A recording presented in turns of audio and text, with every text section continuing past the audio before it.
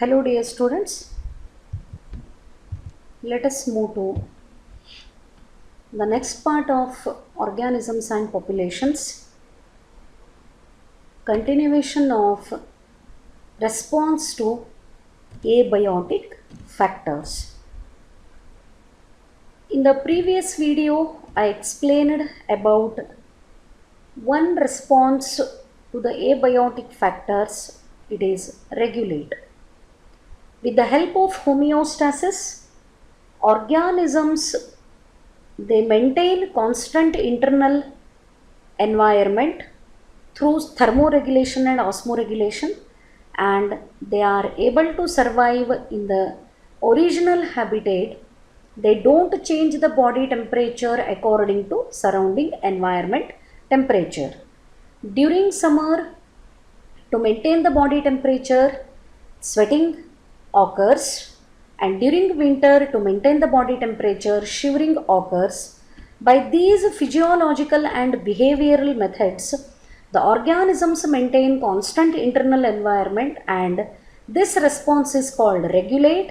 The organisms showing the regulate response are called regulators. Like that, one more response to the abiotic factors shown by biotic components is confirm. What is this response? ಇದನ್ನ ಯಾವ organisms ತೋರಿಸ್ತಾವ and confirm ಅಂತ ಯಾಕೆ ಹೆಸರು? 99% of the animals and nearly all plants cannot maintain a constant internal environment. Particularly ಈ warm blooded animals ಅಂತೇನು ಹೇಳ್ತೀವಿ, birds and mammals, ಇವಕ್ಕೆ ಹೋಮಿಯೋಸ್ಟಾಸಿಸನ್ನು maintain ಮಾಡೋವಂಥ ಎಬಿಲಿಟಿ ಅದ.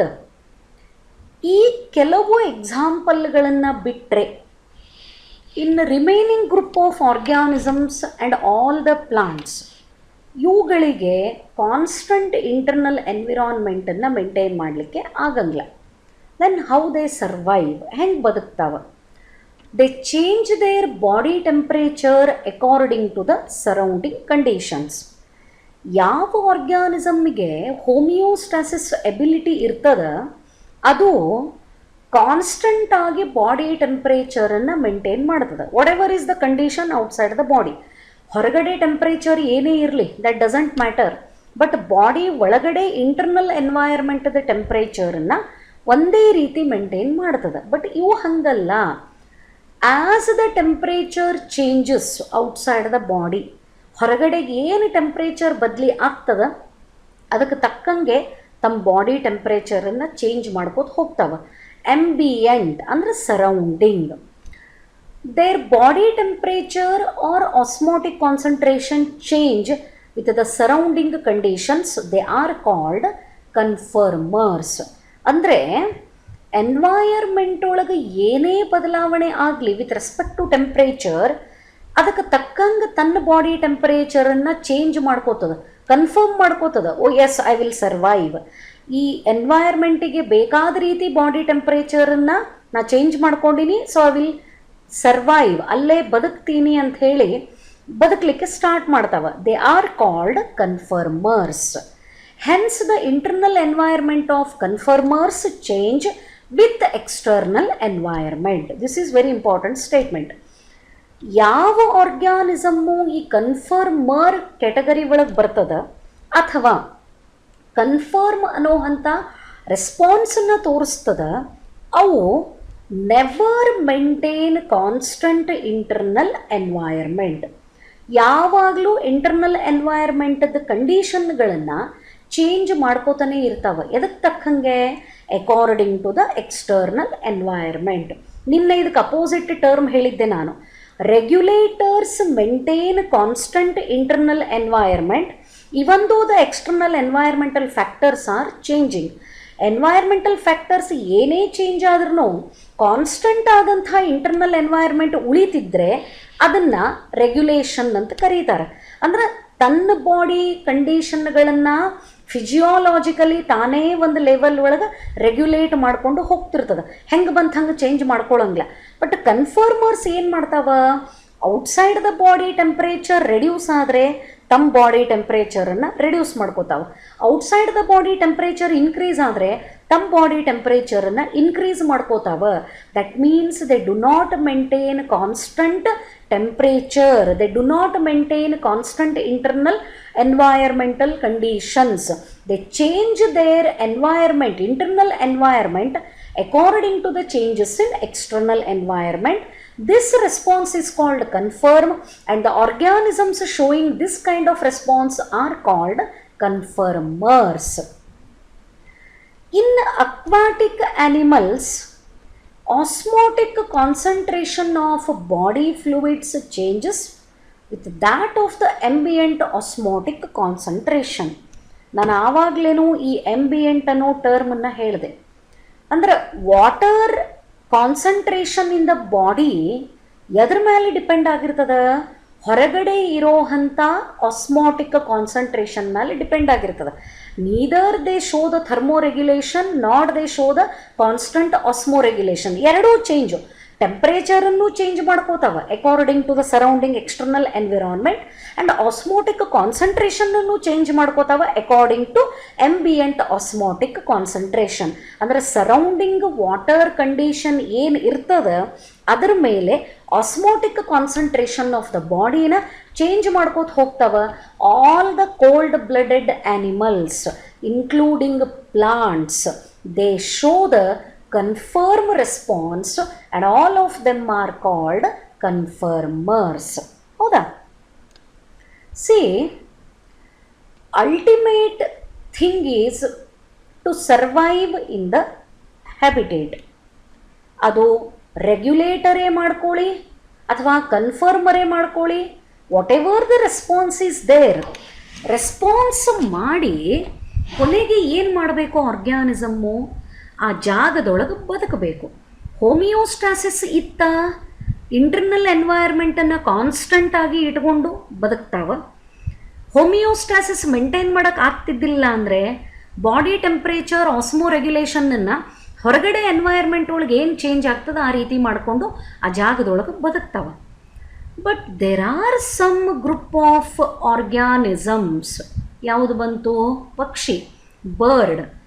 ಇದು ವೆರಿ ಸ್ಪೆಸಿಫಿಕ್ ಆಗಿ ನೋಡೋ ಅಂಥ ಒಂದು response, particularly in case of birds it is migrate. ಏನೂ ಮಾಡಲ್ಲ. ಮೈಗ್ರೇಷನ್ ಅಂದರೆ ಒಂದು ಜಾಗದಿಂದ ಮತ್ತೊಂದು ಜಾಗಕ್ಕೆ. In simple language migration is nothing but from one place to another place. ಈಗ ಹ್ಯೂಮನ್ಸನ್ನು ತಗೊಂಡ್ರೆ ನಾವು ಏನು ಮಾಡ್ತೀವಿ? we also show the migration. It may be in search of job, it may be in search of good education, it may be in search of health facilities, or it may be in search of better life. ಹಳ್ಳಿಯಿಂದ ಸಿಟಿಗೆ ಬಹಳಷ್ಟು ಜನ ಹೋಗ್ತಾರೆ ಒಂದು ಕಡೆಯಿಂದ ಮತ್ತೊಂದು ಕಡೆಗೆ. ಅದೇ type birds also show unique response called migrate. Then what is this migrate? The organism can move away temporarily from the stressful habitat to more hospitable area and return when stressful period is over. Very interesting statement. Birds are not like humans. ಅವು ಮನುಷ್ಯನ ಥರ greedy ಅಲ್ಲ. ಈ ಪಕ್ಷಿಗಳು ತಾವಿರೋ ಜಾಗದಿಂದ, general ಆಗಿ organism ಅಂತ ತಗೊಂಡ್ರೆ, ತಾವು ಎಲ್ಲಿ ಒರಿಜಿನಲ್ ಆಗಿ ಬದುಕ್ತಿರ್ತಾವ ಅಂದ್ರೆ ನ್ಯಾಚುರಲ್ ದೇರ್ ಓನ್ ಹ್ಯಾಬಿಟೇಟ್ ಒಳಗೆ, if the environmental conditions become very stressful, ಅಂದರೆ ಸಿಕ್ಕಾಪಟ್ಟೆ ಕೋಲ್ಡ್ ಇರಬಹುದು, ಸಿಕ್ಕಾಪಟ್ಟೆ ಸ್ನೋಫಾಲ್ ಇರಬಹುದು, ಅಥವಾ ಹೆವಿ ಅಥವಾ ಹೈ ಟೆಂಪ್ರೇಚರ್ ಸಿಕ್ಕಾಪಟ್ಟೆ ಸಮರ್ ಇರಬಹುದು. ಈ ಥರ ಎಡ್ವರ್ಸ್ ಕಂಡೀಷನ್ಗಳು ಬದುಕಲಿಕ್ಕೆ ಆಗಂಗ್ಲಪ್ಪ ಇಂಥ ಕಂಡೀಷನ್ ಒಳಗಂತ ಬಂದಾಗ, ಫಾರ್ ಶಾರ್ಟ್ ಪೀರಿಯಡ್, ಪರ್ಮನೆಂಟ್ ಆಗಿ ಅಲ್ಲ, ಸ್ವಲ್ಪ ದಿನದ ಮಟ್ಟಿಗೆ, ಕೆಲವು ತಿಂಗಳ ಮಟ್ಟಿಗೆ ತಮ್ಮ ಒರಿಜಿನಲ್ ಹ್ಯಾಬಿಟೇಟನ್ನು ಬಿಟ್ಟು ಬೇರೆ ಕಡೆಗೆ ಹೋಗ್ತವೆ. ಅದಕ್ಕೆ ಟೆಂಪ್ರರಿಲಿ ಅಂತ ಹೇಳಿದೆ, ನಾಟ್ ಅ ಪರ್ಮನೆಂಟ್. ಟೆಂಪ್ರರಿಲಿ ಎಲ್ಲಿಂದ ಎಲ್ಲಿಗೆ ಹೋಗ್ತಾವ?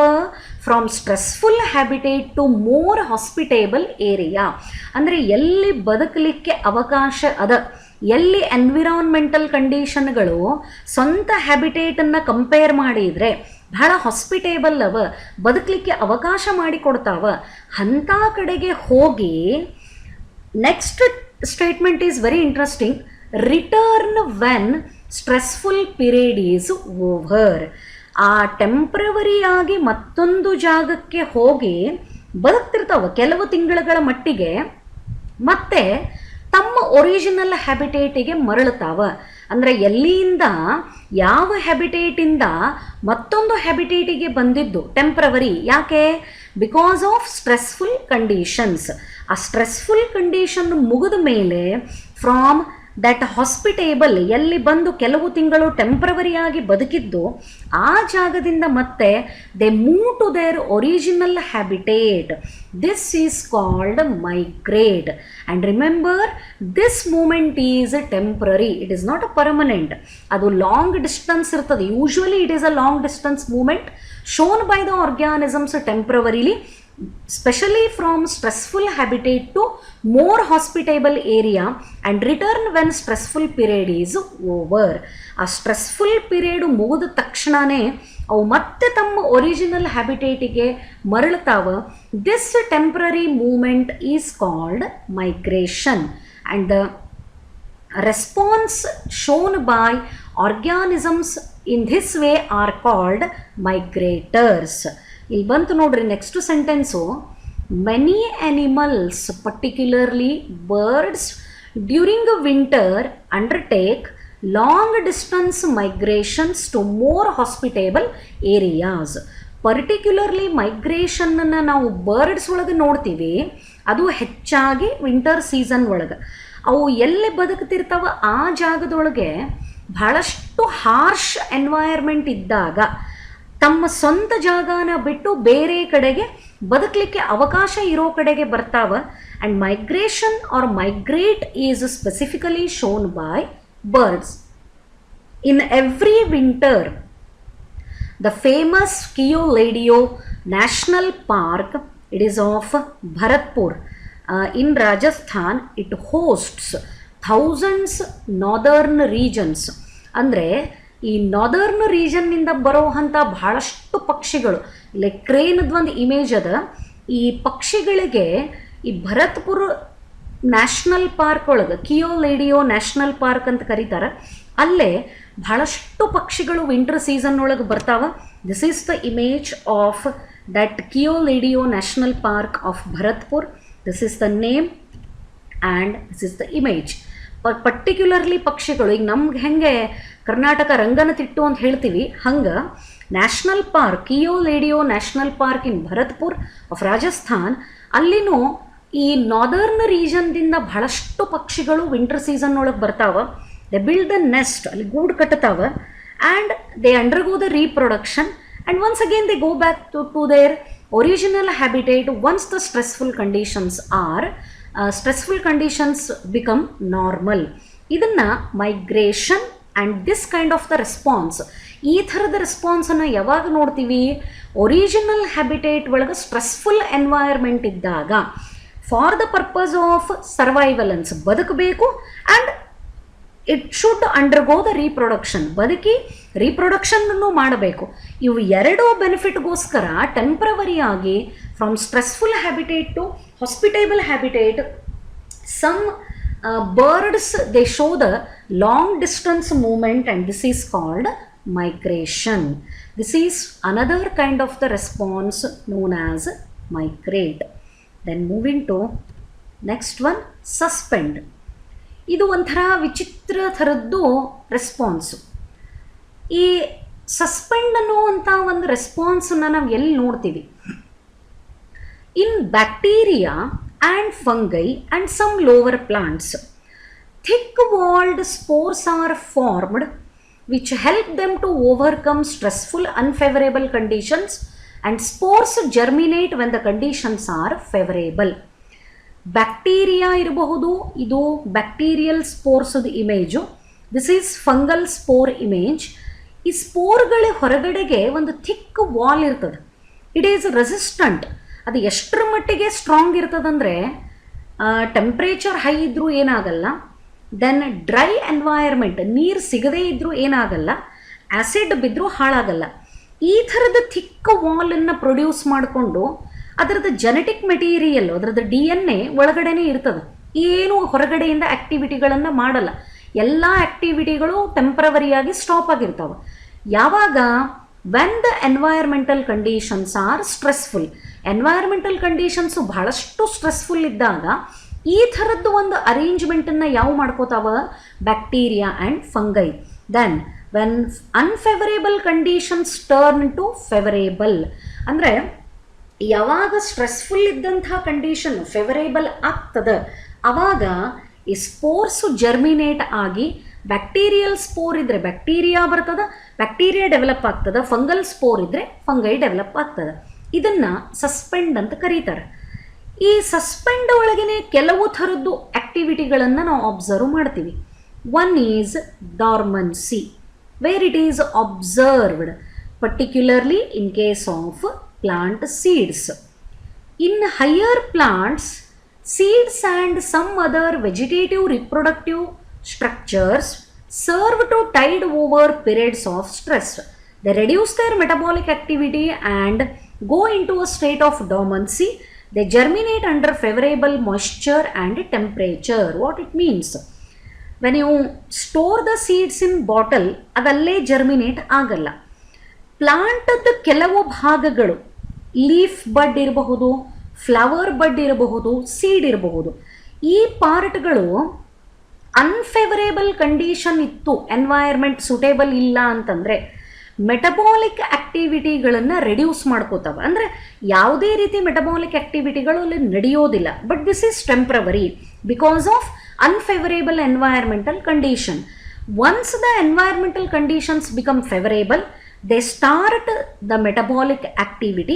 ಆ್ಯಂಡ್ ಯಾವಾಗ ಟೆಂಪ್ರವರಿಯಾಗಿ ಮೆಟಬಾಲಿಕ್ ಆ್ಯಕ್ಟಿವಿಟಿನ ಈ ಅನ್ಫೇವರೇಬಲ್ ಎನ್ವೈರ್ಮೆಂಟ್ ಇರೋದಕ್ಕೆ ಇವು ಸ್ಟಾಪ್ ಮಾಡ್ಕೊಂಡಿರ್ತಾವ, ಅದನ್ನೇನಂತ ಕರೀತಾರೆ, ಡಾರ್ಮನ್ಸಿ ಅಂತ ಕರೀತಾರೆ. It is a temporary resting period. ಯಾಕಲ್ಲೇ ಮೆಟಬಾಲಿಕ್ ಆ್ಯಕ್ಟಿವಿಟಿ ರೆಡ್ಯೂಸ್ ಆಗಿರ್ತದಂದ್ರೆ because of unfavourable environmental conditions. So next one is interesting.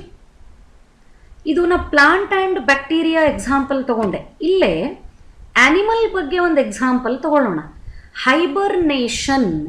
ಈ ಸಸ್ಪೆಂಡಿಗೆ ಡಾರ್ಮನ್ಸಿ, hibernation, aestivation, diapause including suspend, ಇವು ಐದನ್ನೂ ನೀವು ಪರ್ಫೆಕ್ಟಾಗಿ ನೆನಪಿಟ್ಕೋಬೇಕು ವಿತ್ ಎಕ್ಸಾಂಪಲ್. ಇದು 5 ಮಾರ್ಕಿನಿಗೆ ಬರುವಂಥ ಕ್ವಶನ್. ಸಸ್ಪೆಂಡ್ ಅಂದರೆ ಏನಾಗ್ತದೆ, what is dormancy, what is hibernation, aestivation and diapause. Hibernation ಬಚ್ಚಿಟ್ಕೊಳ್ಳೋದು. Hibernation is also called winter sleep. ಎಷ್ಟು ಚಂದದಲ್ಲ ಹೆಸರು. ಹೈಬರ್ನೇಷನ್ನಿಗೆ ಏನಂತ ಕರೀತಾರೆ, ವಿಂಟರ್ ಸ್ಲೀಪ್ ಅಂತ ಕರೀತಾರೆ. It is A resting stage wear in animals escape winters are the cold by hiding themselves in their shelters, especially the polar bear. ಈ ಹಿಮಕರಡಿಗಳು ಚಳಿ ಒಳಗಲ್ಲೇ ಸಿಕ್ಕಾಪಟ್ಟೆ ಹಿಮ ಆ್ಯಂಡ್ ಕೋಲ್ಡ್ ಜಾಸ್ತಿಯಾಗಿ ಅದು ಹೊರಗೆ ಬಂದು ಆ್ಯಕ್ಟಿವಿಟಿ ಮಾಡೋಕ್ಕಾಗಲ್ಲ.